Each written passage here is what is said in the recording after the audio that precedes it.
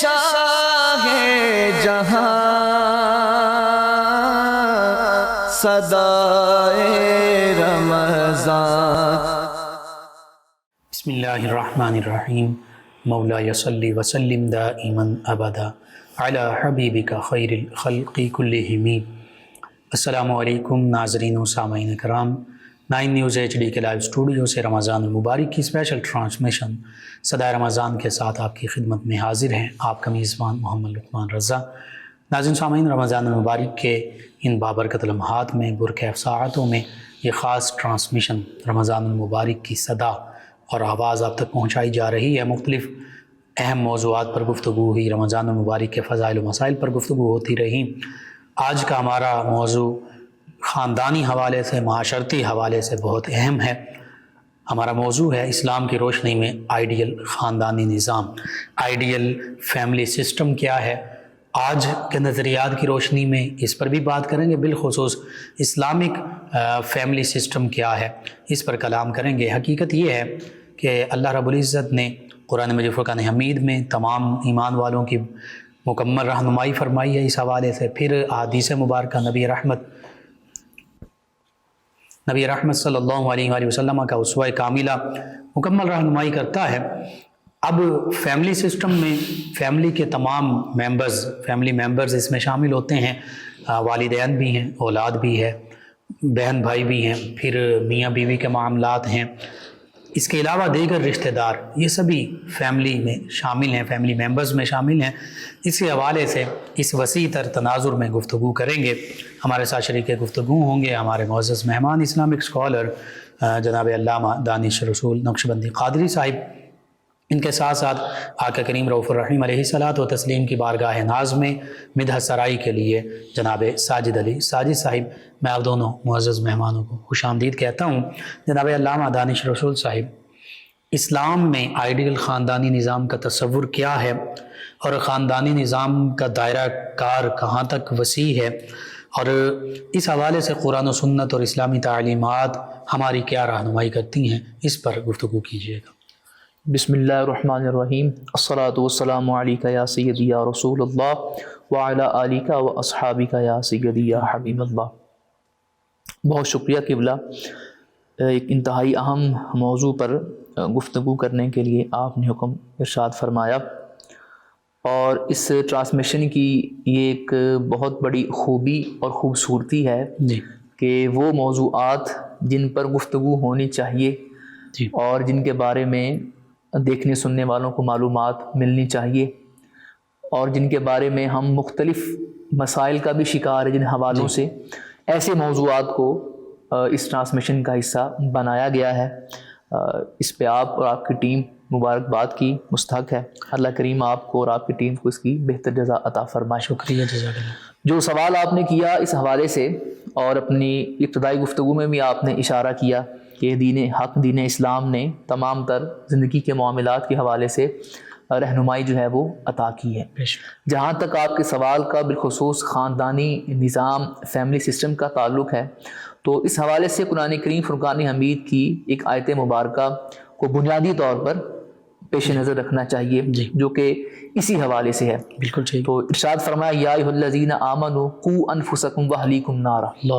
ایمان والوں کو خطاب ہے، حکم ہے کیا کہ اپنے آپ کو اور اپنے گھر والوں کو آگ سے بچاؤ۔ کس آگ سے بچانا ہے؟ جہنم کی آگ سے بچاؤ، دوزخ کی آگ سے بچاؤ، جو گناہگاروں کے لیے اور انکار کرنے والوں کے لیے تیار کی گئی ہے۔ اب اس آگ سے بچنے کا کیا طریقہ ہے؟ ایک ہی طریقہ ہے کہ جو ہدایات اللہ رسول کی طرف سے بتائی گئی ہیں ان کے مطابق آپ اپنے خاندانی نظام کو چلائیں۔ اللہ اکبر، سبحان اللہ۔ اس میں کوئی ایسی راکٹ سائنس نہیں ہے جس کو ایک عام مسلمان، ایک سادہ سا مسلمان جسے کوئی بہت زیادہ معلومات نہیں ہے، بہت زیادہ تعلیم یافتہ بھی نہیں ہے، ایک عام سادہ سا بندہ بھی اس چیز کو سمجھ سکتا ہے کہ قرآن کریم اس مقام پر سمجھانا کیا جا رہا ہے۔ اللہ اکبر، کہ اپنے آپ کو، اپنے گھر والوں کو، اپنے اہل کو آگ سے بچانا ہے، جہنم کی آگ سے بچانا ہے۔ دوسرا سوال یہ پیدا تو کیسے بچایا جائے گا؟ ٹھیک ہے، اس کا سادہ سا جواب یہی ہے کہ جو اللہ رسول نے فرمایا ہے اس کے مطابق کریں تو آپ اس عذاب نار سے خود کو بچا لیں گے. خود بھی اپنے آپ کو بھی بچانا ہے اور اپنے گھر والوں کو بھی بچانا ہے, فیملی ممبرس کو بھی. یہ نہیں کہ آپ صرف اپنی پرواہ کرنی ہے, آپ نے اپنی پرواہ کے ساتھ ساتھ اپنے اہل کی بھی پرواہ کرنی ہے, ان کو بھی جہنم کی آگ سے بچانے کا اہتمام کرنا ہے. بے شک بے شک. اور یہاں سے اب جو خاندانی نظام ہے اس پر اگر ہم غور کریں تو اس کی ابتدا کہاں سے ہوتی ہے؟ جی, اس کی ابتدا ہوتی ہے خاوند اور بیوی کے رشتے سے. بالکل ٹھیک. آپ دیکھیں یہیں سے پھر آگے جو ہے وہ ساری شاخیں بنتی چلی جاتی ہیں, بنیاد یہاں سے بنتی ہے. شوہر ہے, بیوی ہے, باہم عقد نکاح میں جب دونوں منسلک ہوتے ہیں, زوجیت میں آتے ہیں, تو پھر آگے سے یہ سلسلہ خاندانی نظام, اولاد ہوتی ہے, بہن بھائی بنتے ہیں. اب آگے سے پھر رشتہ دار والد کی طرف سے, پھر والدہ کی طرف سے, تو یوں چلتے چلاتے ایک پورا فیملی سسٹم جو ہے وہ ہمارے سامنے آتا ہے. یعنی روٹ یہ ہے پہلا, جی, پہلی بنیاد جڑ میاں اور بیوی ہیں, باقی پھر برانچ جس سے پورے رشتے بن رہے ہیں, جس سے آگے تمام شاخیں پھر بنتی جا رہی ہیں. بالکل ٹھیک ہے, بالکل ٹھیک ہے. تو خاندانی نظام کی جو بنیاد ہے وہ شوہر اور بیوی ہیں. اب ان کے جو حقوق اور فرائض ہیں یہ دین نے بالکل واضح کر دی ہیں. ٹھیک ہے. ایک مسئلہ یہاں پر میں ذکر کرتا چلوں, ہمیں اپنے حقوق کا تو مکمل علم ہوتا ہے کہ بھی میرا یہ حق ہے, اس کی میرا یہ حق ہے, اس کی بات بھی ہم کرتے ہیں کہ یہ میرا حق ادا نہیں کیا گیا, یہ میرا حق تھا مجھے نہیں ملا. ٹھیک ہے. یہ بیوی بھی کہتی ہے, یہ شوہر بھی کہتا ہے, لیکن دونوں اپنے فرائض سے غافل ہوتے ہیں اور فرائض کی کبھی بات بھی نہیں کرتے. فرائض کی بات نہیں, بھئی یہ میرا فرض تھا, یہ میں نے ادا نہیں کیا, لہٰذا اس فرض کو ادا کرنے کے نہ کرنے کی وجہ سے میرا یہ فلاں حق تلف ہوا. حقوق کی بات تو کی جاتی ہے, لیکن فرائض پر آ کے بات جو ہے وہ, بلکہ کہہ لیں فرائض کی تو سرے سے بات ہی نہیں کی جاتی. اور گول کر دی. دوسری بات علامہ صاحب, یہ اگر ہر ایک اپنے فرائض کی بات اور فرائض پورے کرتا رہے تو پھر حقوق کی کوئی بات ہی نہیں کرے. بات ہے, کیونکہ جو اگلے کا حق ہے وہ آپ کا فرض ہے. اللہ اکبر. جب آپ نے فرض ادا کر دیا, در حقیقت آپ نے اس کے حق کو ادا کر دیا. جب آپ نے اس کے حق کو ادا کر دیا تو مسئلہ سرے سے پیدا ہی نہیں ہوا. اور جب اس نے اپنا فرض ادا کیا تو اس نے آپ کا حق ادا کر دیا. اللہ اکبر. بالکل. مسئلہ کہاں پر پیدا ہو رہا ہے؟ یہ مسئلہ نہیں ہے کہ حقوق ہیں نہیں, بالکل حقوق ہیں. بالکل ٹھیک. تو حقوق کے ساتھ ساتھ فرائض بھی تو تھے, لازم و ملزوم ہے. جہاں سے ہم نے پہلے تو اختیار کی, جہاں سے ہم نے اپنی آنکھیں بند کی, لہٰذا حقوق کی بات تو بہت زیادہ کی جاتی ہے, فرائض پر بات نہیں کی جاتی. بے شک. اور اسی نتیجے میں پھر آگے جا کے مسائل پیدا ہوتے ہیں, جس کی ہم نے آج بات کی کہ فرائض کی خاص بات کر رہے ہیں کہ آئیڈیل فیملی سسٹم کیا ہوگا. آئیڈیل فیملی سسٹم یہی ہے کہ آپ اپنے فرائض کو ادا کریں, حقوق از خود ادا ہوتے چلے جائیں. بالکل صحیح. بیوی کے جو فرائض ہے وہ ادا کرے, تو شوہر کے فرائض ہے وہ ادا کرے. بالکل. جب دونوں اپنے فرائض ادا کریں گے تو در حقیقت دونوں کیا کر رہے ہیں, ایک دوسرے کی حقوق ادا کر رہے ہیں. بالکل ٹھیک. جب ایک دوسرے کے حقوق ادا کر رہے ہیں تو مسائل کہاں پیدا ہوں گے. اسی میں ایک اور بات بھی ایڈ کر رہا ہوں. جی. ایک حقوق اس طرح کے ہیں جو ہم نے اپنے ذہن میں بنا لیے ہیں. ٹھیک ہے. اللہ رسول نے وہ حقوق متعین نہیں فرمائے, وہ مقرر نہیں فرمائے. بالکل ٹھیک ہے. ہم نے وہ اپنے ذہن میں بنا لیے ہیں. اور زیادہ تر آپ اگر فیملیز کو دیکھیں گے نا, مشاہدہ کریں گے, تو یہ بات سامنے آئے گی کہ زیادہ تر جو لڑائی اور جھگڑے ہوتے ہیں نا وہ انہی حقوق پر ہو رہے ہوتے ہیں جو ہم نے از خود بنائے ہوتے ہیں. بالکل ٹھیک. یہ میرا حق ہے. ٹھیک ہے. Self created. ہاں, اپنے ذہن میں حق بنا لیا ہے. ٹھیک ہے. جیسے ایک مسئلہ میں یہ بھی درپیش ہے نا کہ ایک دین تو وہ ہے جو قرآن و سنت میں موجود ہے, جو حقیقی دین ہے, اور ایک دین وہ ہے جو ہر ایک عام مسلمان نے اپنے ذہن میں بنا لیا ہے. بالکل ٹھیک. اور اس کا جو دین ذہن میں ہے اس کا حقیقت سے تعلق نہیں ہے. اللہ اکبر. اسی طرح یہاں پر بھی یہ صورتحال درپیش ہے کہ حقوق ہم نے اپنے خود ہی بنا لیے, پھر حقوق خود بنا لیے, کچھ حقوق پیچھے سے بنوانے والے بھی ہوتے ہیں. اللہ اکبر. وہاں سے مسائل بھی پیدا ہوتے ہیں. بالکل ٹھیک ہے. تو اب اصل بات یہ ہے جو بنیادی طور پر ہم کرنا چاہتے ہیں اور اپنے دیکھنے سننے والوں کو بتانا چاہتے ہیں کہ جو اللہ اور اس کے رسول نے آپ کی حقوق اور فرائض مقرر کیے ہیں, آپ ان پر توجہ کریں. بالکل ٹھیک ہے. کیونکہ خالق انسان اللہ رب العزت کی ذات ہے, وہ خالق بہتر جانتا ہے کہ یہ میری جو تخلیق ہے اس کو کیا کیا چاہیے. اللہ تو جو چاہیے اس نے بتا دیا. اس حوالے سے علامہ صاحب ایک یہ بھی سادہ سی مثال دی جا سکتی ہے. آج ہم کوئی بھی ڈیوائس, کوئی الیکٹرانکس اشیاء کچھ بھی خریدتے ہیں تو اس کے ساتھ ایک مینول, سیٹ آف انسٹرکشنز ہوتا ہے. بعض اوقات ویژول بھی ملتے ہیں چیزیں, وہ پریکٹیکل دکھایا جا رہا ہوتا ہے. تو ہمارے پاس عظیم مین القرآن و سنت ہے، پریکٹیکل آقا کریم صلی اللہ علیہ وسلم آپ کسی بات کو مزید بڑھاتے ہوئے آسان کرتے ہوئے، آج کل ہم باہر سے بہت ساری مشینری منگوائی جاتی ہے ہمارے ملک کے اندر، تو وہ جو باہر سے مشینری آتی ہے اس کے ساتھ ایک عدد وہ بندہ بھی بھیجتے ہیں، میکینک بھیجتے ہیں، انجینئر بھیجتے ہیں، جو یہاں پر آگے بتاتا چلا آگے بتاتا ہے یہ معاملات آپ نے ایسے کرنے ٹھیک ہے۔ تو قرآن کریم کی تعلیمات کو محبوب کریم علیہ السلام نے اپنے عمل سے بتا دیا کہ بھی ایسا ایسا ہو، بلا تشبیہ و تمثیل۔ بالکل ٹھیک۔ تو اب جب وہ حقوق اور فرائض جو قرآن و سنت نے متعین کیے تھے شوہر کے اور بیوی کے، اگر ان کی معلومات لی جائے اور ان کو پورا کیا جائے، اور اگر ان میں کوتاہی ہو رہی ہے اس کا مطالبہ کیا جائے، اس کا مطالبہ کیا جائے کہ بھی یہ میرا جو حق ہے، یہ جو میرا حق تھا یہ آپ کا فرض تھا، آپ نے پورا نہیں کیا دونوں طرف سے، بات تو یہ ہے، اور یہ اسلام نے متعین فرمایا، اور اسلام نے متعین کیا، اور آپ اس پہ کہہ سکتے ہیں بھئی یہ تو مجھے حق میرے اللہ نے دیا، اس کے رسول نے دیا، لہذا اس کو پورا کیا جائے۔ لیکن ہوتا کیا ہے، مسائل کہاں سے پیدا ہوتے ہیں؟ جب ہم اپنے ذہن میں بنائے ہوئے حقوق کو لے کر بحث کرتے ہیں، اور وہ بحث پھر بعض دفعہ بحث اتنی زیادہ بڑھتی ہے کہ بات بہت دور تک نکل جاتی ہے اور بات جدائی تک چلے جاتی ہے، میاں بیوی کے درمیان معاملات بہت آگے چلے جاتے ہیں۔ اور آپ یہ بھی جانتے ہیں کہ ڈیورس کا ریشو ہمارے معاشرے میں کتنا زیادہ ہے، بہت زیادہ۔ اگر آپ دارالفتہ میں بیٹھ جائیں تو میرا خیال ہے ہر دوسرے کے بعد تیسرا فتویٰ اسی کے اوپر آتا ہے، یہی سوال پوچھنے کے لیے لوگ آتے ہیں، کیونکہ ہمارا موضوع کلام یہ نہیں ہے، لیکن ہم ایک پیغام اس پلیٹ فارم سے دینا چاہتے ہیں کہ برائے کرم وہ لوگ جو شادی شدہ ہیں وہ ان مسائل کو ضرور سیکھیں، بالکل ٹھیک، ان کے بارے میں معلومات، کی شادی ہونے والی وہ بھی ضرور سیکھیں، بالکل ٹھیک، تاکہ بعد میں آپ کوئی ایسی حرکت کر بیٹھیں اور آپ پھر راستہ تلاش کرتے پھریں، جبکہ آپ نے سارے راستے اپنی ہاتھوں سے خود ہی بند کر دیے تھے، وہ پھر آپ کے لیے مسائل کا ایک پیش خامہ ثابت ہوگا، لہٰذا پہلے معلومات کریں، پہلے مسائل سیکھیں۔ علامہ صاحب اس میں چونکہ میاں بیوی سے بات شروع ہوئی، یہی والدین بھی بنتے ہیں اور جو ان کے ہاں اللہ تعالیٰ کی طرف سے نعمت اور رحمت وہ اولاد بنتی ہے، تو بعض اوقات چونکہ ہم اسلامی نظام اور اپنے معاشرے کے نظام کا کمپیریزن بھی اس میں کر لیتے ہیں، اسلام نے بہت زیادہ ریسٹرکشنز بھی نہیں لگائیں کہ ضرور جوائنٹ فیملی سسٹم ہی ہونا چاہیے، اور یہ بھی نہیں کہا کہ جوائنٹ فیملی سسٹم نہیں ہونا چاہیے، اگر اس میں اچھا اور بہتر معاملہ ہوتا ہے، آپس میں سبھی اخلاص کے ساتھ رہتے ہیں تو پھر یہ ٹھیک ہے، اگر نہیں ہے تو پھر اس کے علاوہ بھی سسٹم اڈاپٹ کیا جا سکتا ہے، تو یہ ایک چیز ہے۔ اس کے علاوہ بھی کئی معاملات ہوتے ہیں، آپ نے بہت خوبصورت بات کی کہ خود بخود حقوق کھڑے ہوئے ہیں، تو ان کے حوالے سے مزید تھوڑا تفصیل سے اس پر بات کیجئے گا کہ کیسے کیسے آج کے معاشرے میں ہم نے خود چیزیں گھڑ لیں اور جو حقیقی اسلام کی تعلیمات اور حقوق و فرائض سے ان سے دور ہو گئے، اس پہ بھی میاں بیوی کے حوالے سے۔ یہاں پر میاں بیوی کے حوالے سے ایک بات عرض کرتا چلوں، پھر آپ کے سوال کی طرف بڑھتا ہوں۔ اصل چیز جو یاد رکھنے والی یہ ہے کہ اچھے والدین وہ ہوتے ہیں جو اچھے میاں بیوی ہوں، اللہ اکبر، بالکل ٹھیک، جو اچھے میاں بیوی نہیں ہیں وہ کبھی اچھے والدین ثابت نہیں ہوں، بالکل ٹھیک، کیونکہ بنیاد یہاں سے بن رہی ہے۔ جب آپ اچھے، آپ کا جو آپ کی مینٹل لائف ہے وہی ڈسٹرب ہے ساری، صبح دوپہر شام آپ لڑتے ہیں، بالکل ٹھیک، رات سونے سے پہلے لڑتے ہیں، صبح اٹھنے کے بعد پھر لڑتے ہیں، بالکل ٹھیک ہے۔ جب یہ صورت حال آپ کے گھر میں ہوگی تو بالیقین آپ اچھے میاں بیوی نہیں ہیں۔ جب اچھے میاں بیوی نہیں ہے تو یہ خام خیالی ہے کہ آپ اچھے والدین ثابت ہوں گے، اللہ، یہ صرف خام خیالی، لہٰذا پہلے اچھے میاں بیوی بننے کی کوشش کریں۔ تو سوال آپ نے کیا مثال کے طور پہ، شرعی طور پر سال میں ایک دفعہ جو بیوی کے بہن بھائی ہیں ان کے ساتھ، یا جو محارم ہیں اس کے، ان کے ساتھ ملوانا یہ بیوی کا حق ہے، شوہر کا فرض ہے، ٹھیک ہے۔ اب یہاں پر کیا ہوتا ہے، صحیح، اسی بات کو لے کے بعض دفعہ گھروں میں جھگڑا ہوتا ہے کہ میں نے جانا ہے، بالکل صحیح، بالکل شوہر کہتا ہے تم پچھلے ہفتے مل کر آئی تھی، میں نے جانا ہے، میرا حق ہے، یہ حق آپ کو دین نے دیا ہے سال میں ایک بار، ٹھیک ہے، لیکن آپ بتائیں اس پہ کہاں عمل ہوتا ہے؟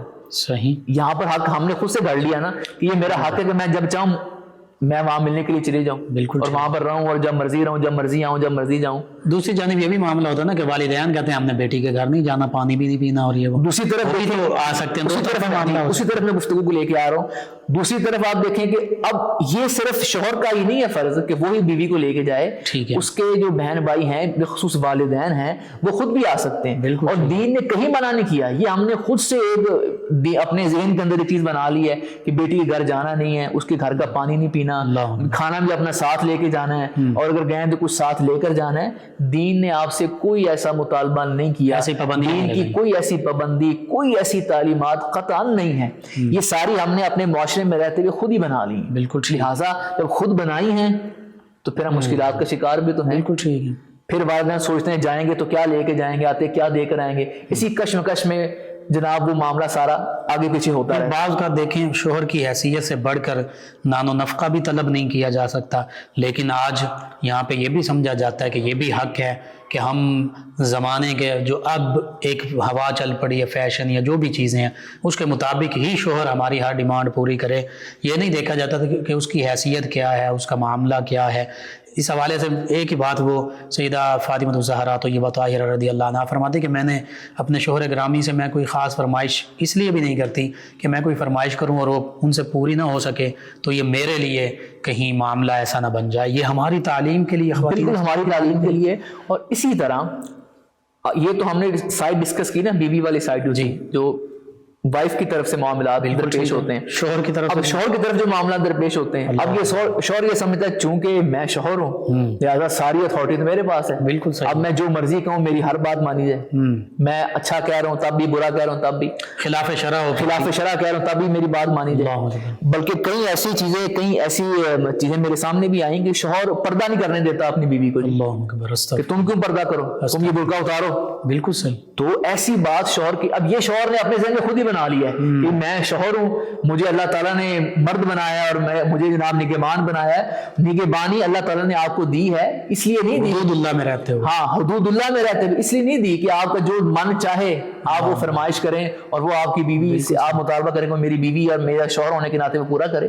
اور بعض شوہر جان بوجھ کر ہر بات پہ مارنا یا اس طرح ہر بات پہ مارنا یا جناب چھوٹی چھوٹی باتوں پہ گھر میں آئے کوئی چیز یہاں پڑی یہاں کیوں پڑی ہوئی ہے، یہ آپ کا کہیں آپ کا یہ حق نہیں ہے کہ آپ خام میں گھر میں آئے. بلکہ ایسے شخص کو تو محبوب علیہ السلام نے بدترین انسان کا ہے کہ جو گھر میں داخل ہو گھر والے بیچارے سہم جائیں، کیا پتہ نہیں ہمارے ساتھ کیا بنے گا، بیوی سہم جائے، بچے سہم جائیں، کیا بابا جی گھر آ گئے کیا بنے گا.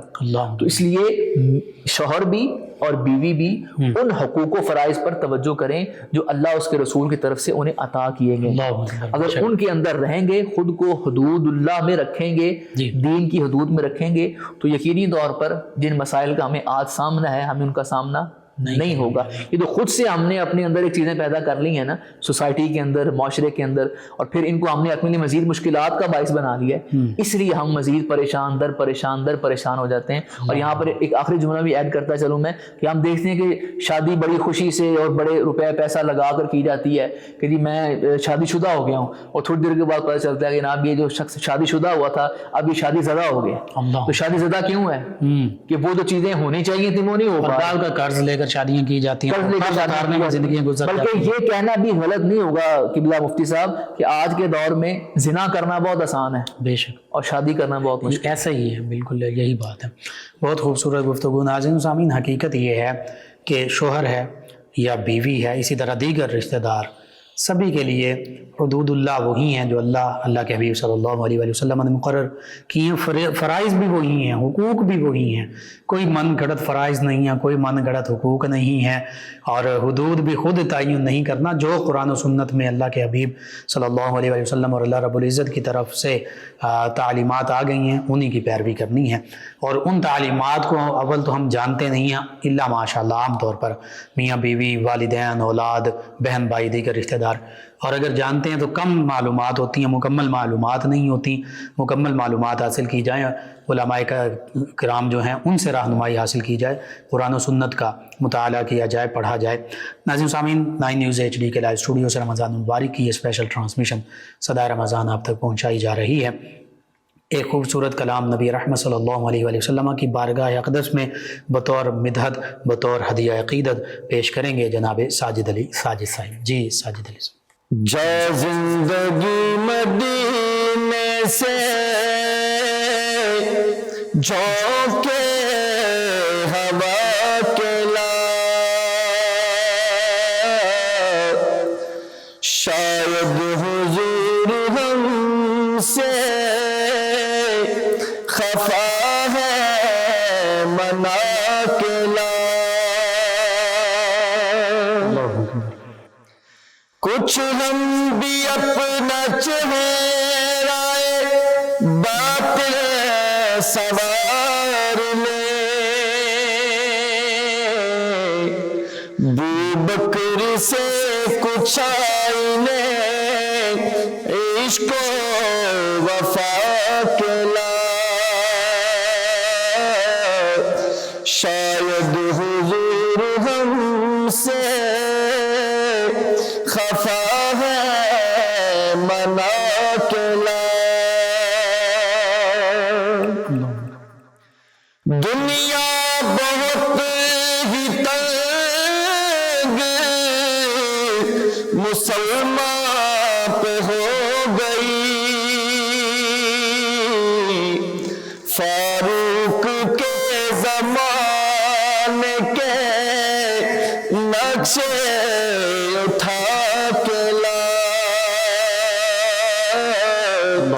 جا زندگی مدینے سے جھونکے ہوا کے لا، محروم کر دیا ہمیں جن سے نگاہ نے، اس ماں سے وہ زاویے شرم و حیا کے لا، شاید حضور ہم سے خفا ہے منا کے لا، مغرب میں مارا نہ پھر اے گدائل، دروازہ علی سے یہ خیرات جا کے لا، باطل سے دب رہی ہے پھر امت رسول کی، منظر ذرا حسین سے کچھ کر بلا کے لا، درکار ہے دعا میں اگر عاجزی، تو زین العابدین سے فکر دعا کے لا، شاید حضور ہم سے خفا ہے منا کے لا، ہاں سجدوں میں گڑ گڑا کے محمد کے پاؤں میں پر جار جلد رحمت حق کو بلا کے لا، کس منہ سے پیش ہوگا مظفر حضور حق، اس کو شبیہ یسوعے آقا بنا کے لا، جا زندگی مدینے سے جھونکے ہوا کے لا، شاید حضور ہم سے خفا ہے منا کے لا۔ ماشاء اللہ بہت خوب۔ جی ناظرین و سامعین، 9 نیوز HD کے لائیو اسٹوڈیو سے رمضان مبارک کی یہ اسپیشل ٹرانسمیشن صدائے رمضان، اس میں آج گفتگو ہو رہی ہے اسلام کی روشنی میں آئیڈیل خاندانی نظام۔ اس پر بطور میاں بیوی جو فرائض ہیں، حقوق ہیں، اس پر گفتگو ہوئی۔ ہمارے ساتھ شریک گفتگو ہیں جناب علامہ دانش رسول نقشبندی قادری صاحب۔ اس فیملی سسٹم میں اولاد بھی شامل ہیں، والدین بھی شامل ہیں، بہن بھائی بھی شامل ہوتے ہیں، بعض کا جوائنٹ فیملی سسٹم ہو تو دیگر رشتہ دار بھی ہوتے ہیں، تو یہ ایک بہت بڑا فیملی سسٹم بن جاتا ہے۔ فیملی ممبرز بعض اوقات کافی تعداد میں ہوتے ہیں۔ کئی ایسے بھی ہم نے خاندان دیکھے جن کا یہ جوائنٹ فیملی سسٹم بڑے آسان انداز کے ساتھ اپنے تمام فرائض نبھا رہا ہوتا ہے، لیکن ایسا بھی معاملہ ہوتا ہے بعض کا یہ فیملی سسٹم آپس میں لڑائی جھگڑے کی بنیاد بن جاتا ہے، بہن بھائیوں کے درمیان لڑائی جھگڑے ہو جاتے ہیں۔ تو اس حوالے سے ہم نے دیکھنا ہے کہ اسلامی تعلیمات کیا ہیں، آج کا مروجہ ہمارا فیملی سسٹم کیا ہے، جوائنٹ فیملی سسٹم ہو یا اس کے علاوہ سیپریٹ فیملی سسٹم ہو۔ جی علامہ دانش نقشبندی صاحب، والدین اور اولاد کا معاملہ اس فیملی سسٹم میں، پھر بہن بھائیوں کے معاملہ، پھر جوائنٹ فیملی سسٹم بھی ہے اور سیپریٹ فیملی سسٹم بھی ہے، اس میں اسلام ہماری کیسے رہنمائی کرتا ہے؟ جی جو گفتگو ہم کر رہے تھے اسی کو مزید بڑھاتے ہیں. جی پہلی بنیادی بات تو یہ یاد رکھنے والی ہے کہ اسلام نے دونوں طرح کے نظام کی اجازت دی ہے. ٹھیک ہے. اگر آپ اکٹھے رہنا چاہتے ہیں تو بھی ٹھیک ہے.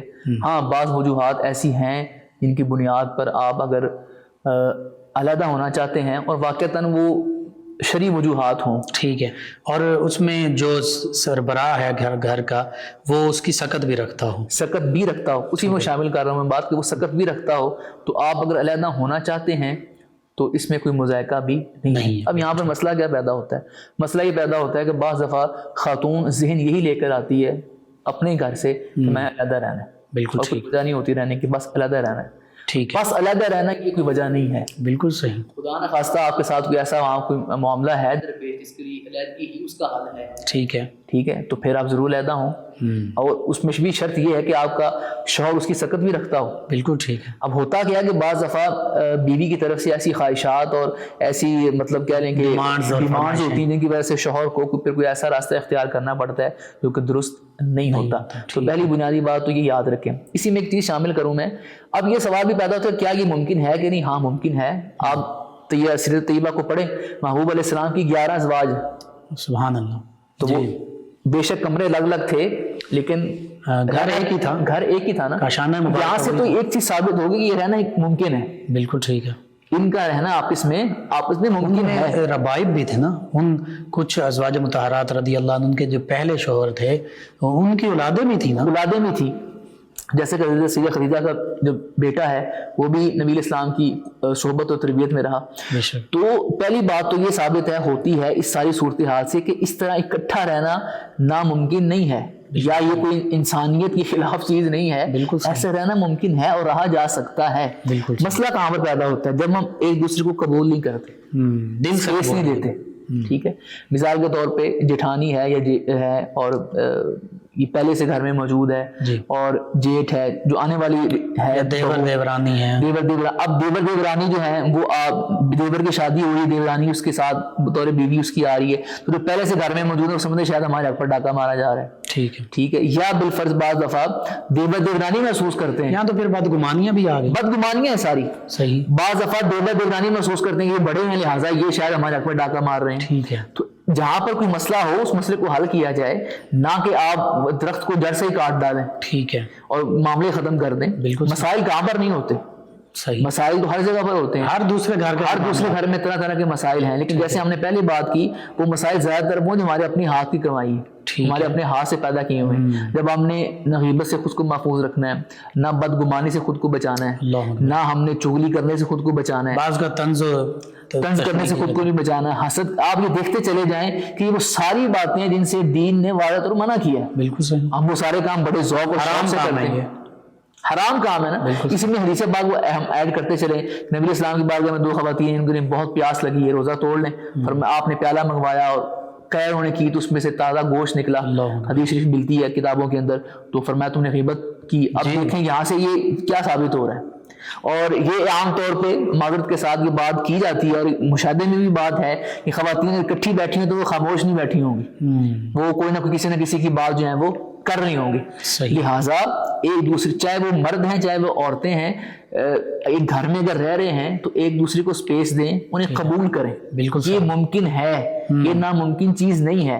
اور دین میں اس کا تصور بھی موجود ہے. دین نے آپ کو منع نہیں کیا کہ آپ نے علیحدہ. اب شوہر کے پاس سکت نہیں ہے تو وہ کیسا رہے گا؟ بالفرض کسی والدین کی اولاد اکلوتی ہے اور وہ اب بیوی کو لے کر الگ ہو جائے تو والدین کی دیکھ بھال کون کرے گا؟ بالکل صحیح. ٹھیک ہے نا.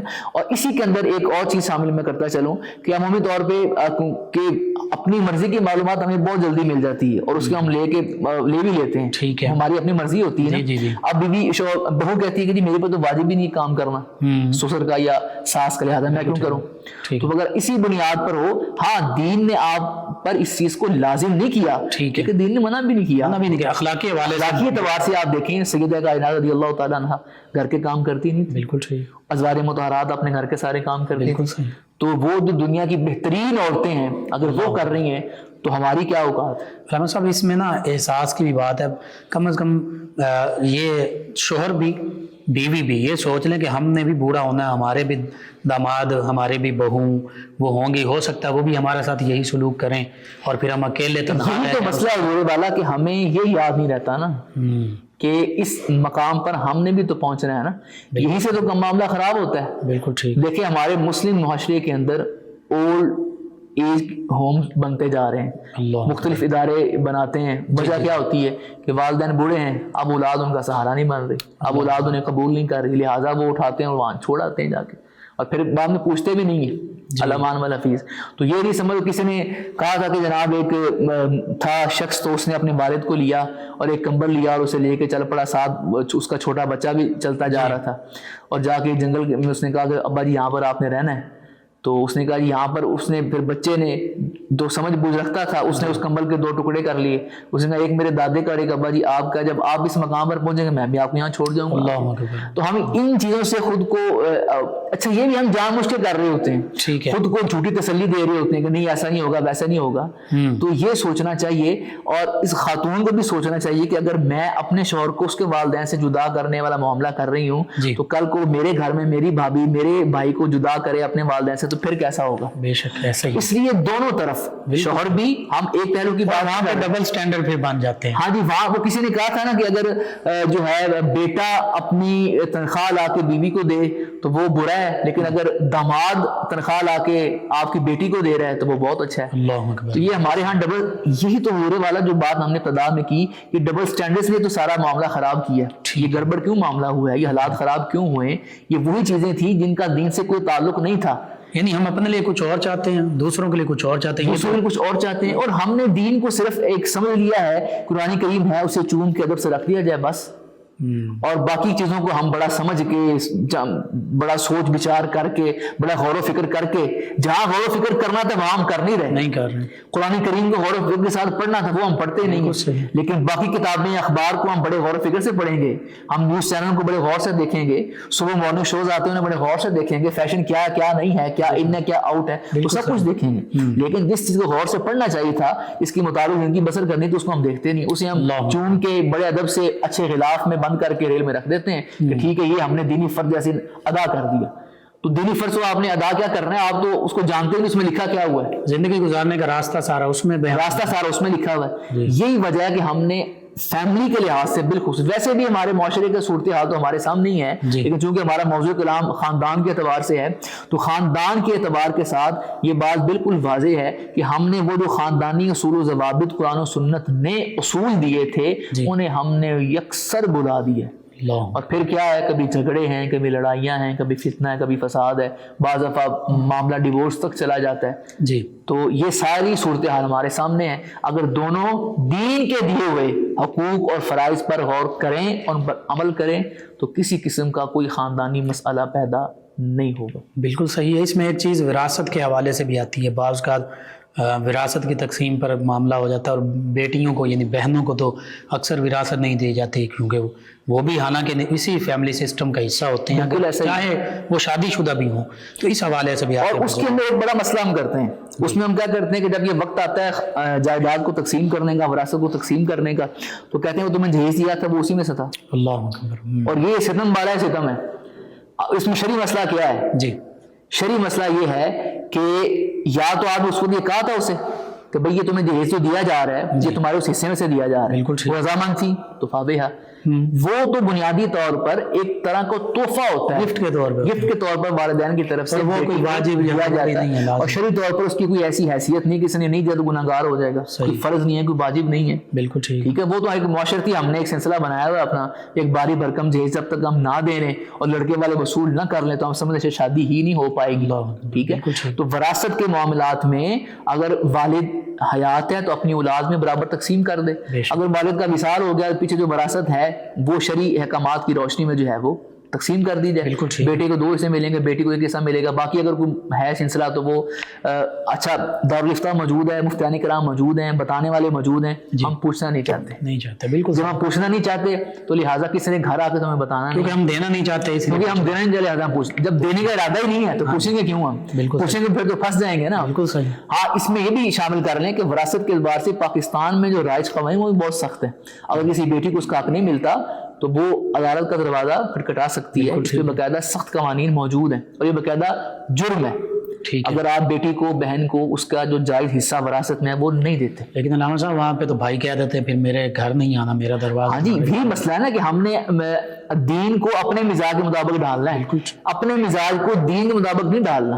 یہ نہیں سوچنا کہ یہ چند لاکھ روپے جو مجھے ملے ہیں آج عیاشی کر لوں گا اس کے اوپر میں, تو بعد یہ ختم تو ہونے ہیں نا. اور قبر اور حشر کا معاملہ کل یہی میں نے اگر بروز قیامت اللہ رب العالمین کی بار میں میرا گریبان پکڑے اور یہ عرض کرے کہ مولا اس نے میرا حق دینا ہے, تو کیا وہاں پر کیا ہوگا پھر؟ اللہ یقینی بات ہے پھر نیکیاں بہن کے پلے میں جائیں گی. بالکل اس کا پلڑا بھاری ہوگا. یعنی خود بدلتے نہیں, قرآن کو بدل دیتے ہیں. یہی معاملہ ہم کر رہے ہیں. اور یہ ایسے مواقع ہیں جہاں پر آگے پتہ لگتا ہے کہ آپ اندر سے کتنے دیندار ہیں. بالکل صحیح, بالکل ٹھیک. ہم نے یہ بھی تو مسئلہ ہے نا کہ ہم نے دین کو سمجھا عبادات کا نام. میں نے نمازیں پڑھ لی, اشراق پڑھ لی, چاش, میں تہجد گزار ہوں جی, میں نفلی روزے بھی رکھتا ہوں, میں نے اتنے حج کیے, اتنے عمرے کیے جی, اچھی بات ہے آپ نے کیے, لیکن دین صرف عبادات کا نام نہیں ہے. دین صبح و شام وظائف پڑھنے کا نام نہیں ہے.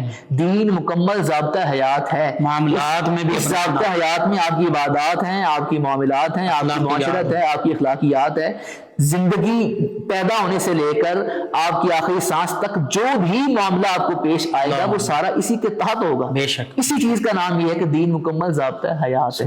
دین صرف عبادات کا نام نہیں ہے. لہٰذا اپنے معاملات کو, اپنی خاندانی نظام کو دین کے بتائے ہوئے اصول و ضوابط کے مطابق ڈھالیں. پھر آپ دیکھیے گا کہ آپ کا وہی گھر ہوگا جو امن و سکون کا منبع بنے گا, اور وہ جہاں پر پہلے بے سکونی تھی وہاں پر سکون آ جائے. یہی پیغام آج کا ہمارا پیغام. ماشاءاللہ بہت خوب.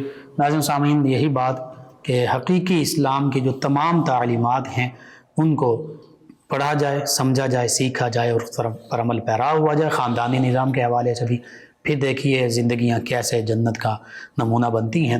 ناظرین سامعین, ہمارے ساتھ موجود ہیں 9 نیوز HD کی لائیو ٹرانسمیشن کی اس اسپیشل ٹرانسمیشن صدائے رمضان میں جناب ساجد علی ساجد صاحب نبی رحمت صلی اللہ علیہ وآلہ وسلم کی بارگاہ اقدس میں بھی ہدیہ عقیدت, اور بالخصوص آج کے ہمارے معاشرتی حوالے سے جو رشتے ناطے ہیں ان رشتوں ناطوں کی اصل حقیقت کیا تھی اس پر ایک خوبصورت کلام پیش کریں گے. جی جناب ساجد علی ساجد صاحب. جگتے لب دیا نہیں تر جاون ایک وار تے ماما لب دیا نہیں پتر پاوے لکھ جہان تو مندے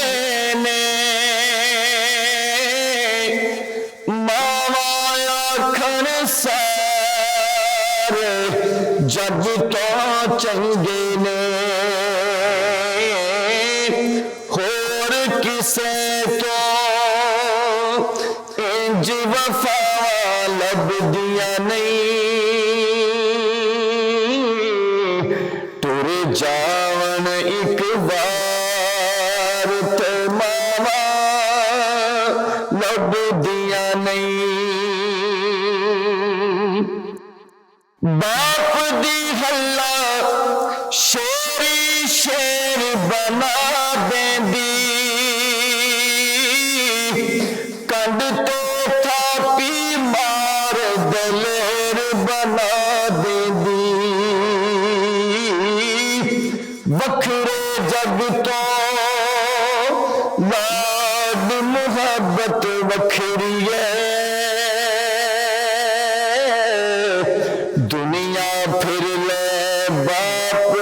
شفقت بکھری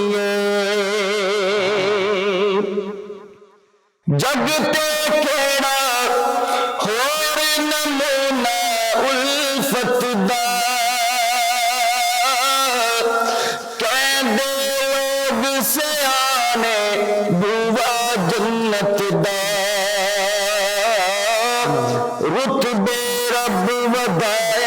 عزت وکھری ہے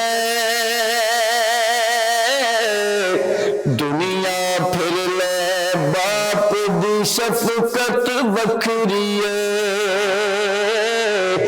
ٹر گئے یار محبتاں والے تے لے گئے نال ہی ہاسے دل نہیں لگدا یار محمد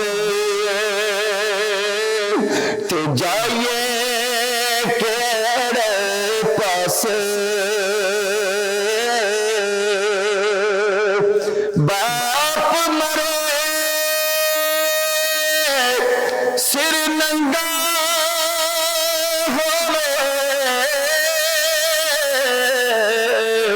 ویر مرن کنڈ خالی اے مولا باج محمد بخشا اتے کون کرے رکھوالی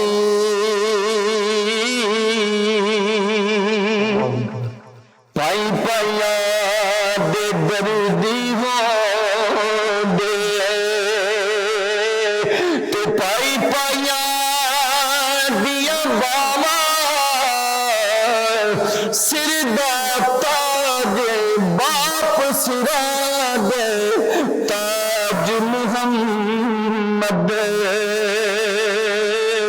تے ماوا ٹھنڈیاں چھاوا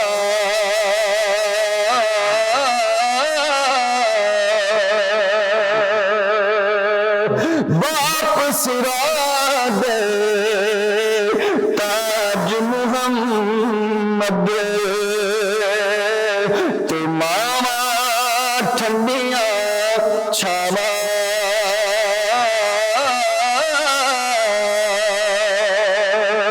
ماں ورگی کوئی شے نہ جگ تے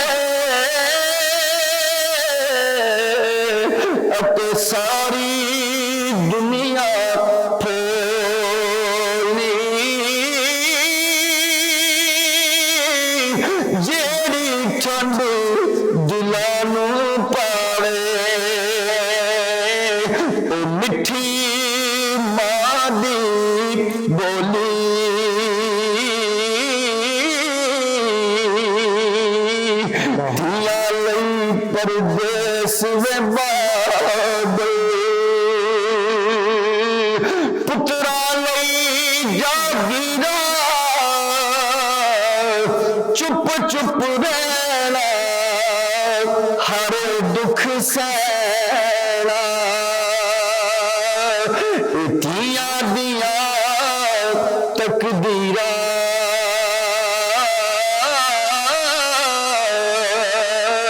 چپ چپ رہنا ہر دکھ سہنا اتیاں دیاں تقدیراں میرے آقا نے فرمایا کر لو خدمت ماں باپ دی جس نے کعبہ تک نہ ہوئے او تک لے صورت ماں باپ دی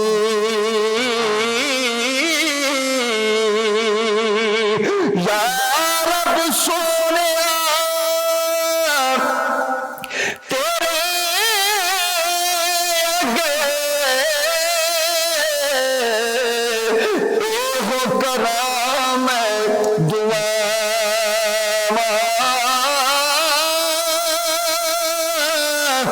اپنی اولاد دے سر تے مولا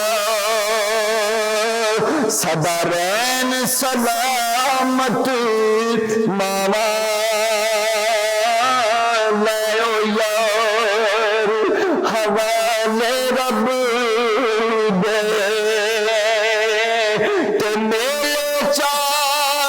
منا دے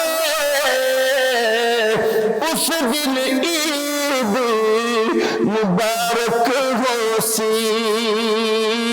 تے جس دن پھر ملا گئے. اللہ اکبر. جزاک اللہ ماشاء اللہ. جی ناظرین سامعین، 9 نیوز HD کے لائیو اسٹوڈیو سے رمضان مبارک کی اسپیشل ٹرانسمیشن صدائے رمضان آپ تک پہنچائی جا رہی تھی. آج کا یہ پروگرام اختتام پذیر ہوتا ہے. اپنے میزبان محمد لقمان رضا اور ہمارے معزز مہمانوں کو اجازت دیجیے. اللہ نگہبان. فیض شاہ جہاں صدائے رمضان